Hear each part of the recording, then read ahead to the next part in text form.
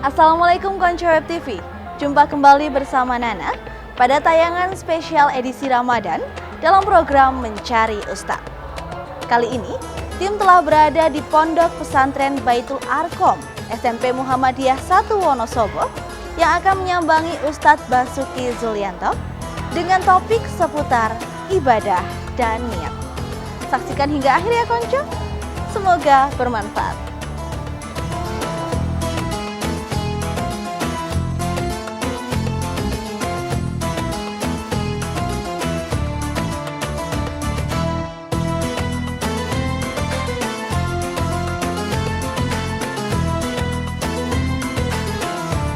Memang dalam syariat agama bahwa Allah memerintahkan syariat agama kepada umat manusia itu adalah dalam rangka untuk menyembah kepadanya. Maka Allah memerintahkan dalam setiap amal ibadah itu harus diniatkan. Qala Allah Ta'ala fil Qur'anil Karim, a'udzubillahi minasyaitonirrajim, wa ma umiru illa liya'budullaha mukhlishina lahuddin hunafa'a wa yuqimus sholata wa yu'tuz zakata wa dzalika dinul qayyimah. Yang terjemahannya kurang lebih, dan tidaklah kalian diperintahkan kecuali hanya untuk mengikhlaskan, memurnikan niatan di dalam beribadah kepada Allah Subhanahu wa taala. Maka niat merupakan satu hal yang harus, yang wajib untuk dilaksanakan. Kenapa? Karena segala amal ibadah itu tergantung dinilai dari niatnya. Innamal a'malu binniyat. Ini sabda Rasulullah Shallallahu Alaihi Wasallam. Jadi amal ibadah akan diterima oleh Allah atau tidak, amal ibadah akan menjadi bernilai ibadah atau tidak. Dan ini untuk membedakan antara amal ibadah satunya dengan yang lain, itu adalah karena niat.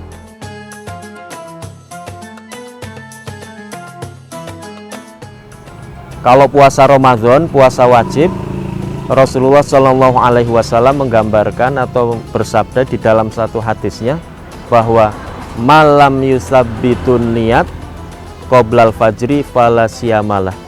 Barang siapa yang tidak berniat sebelum fajar, maka tidak ada puasa. Artinya puasanya tidak sah. Itu untuk puasa wajib atau puasa Ramadan. Sementara puasa sunnah, ada Senin Kamis, ada 6 hari di bulan Syawal, ada 13, 14, 15, puasa Daud dan lain sebagainya.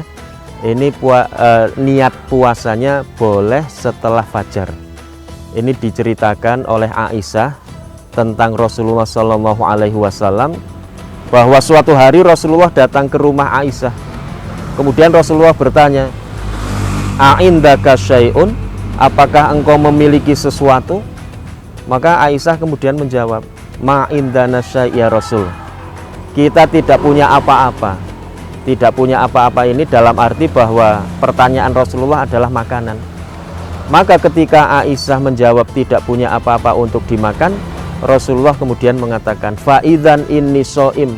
Kalau begitu saya berpuasa. Jadi mungkin Rasulullah ketika itu mau makan pagi atau sarapan ya, ternyata tidak punya apa-apa, maka kemudian diniatkan berpuasa.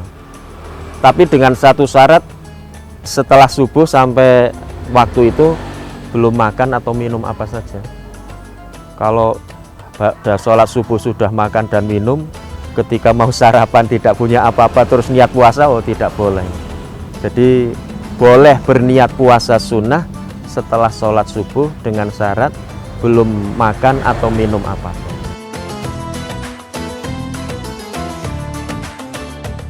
Salah berniat itu memang ada satu konsekuensi yang sangat besar ya. Ibarat seseorang itu kan, niat itu kan hanya kepada Allah. Niat itu ikhlas lillahi ta'ala. Tapi kalau kemudian salah niat, itu kan berarti seperti Mbak Nana umpamanya mengirim sesuatu salah alamatnya. Sehingga ketika kita berniat, maka harus benar-benar lurus atau benar-benar ikhlas lillahi ta'ala, dan niatannya juga harus benar. Artinya tidak boleh kita berniat selain untuk Allah, dan juga tidak boleh kita berniat sesuatu yang tidak disyariatkan oleh agama kita.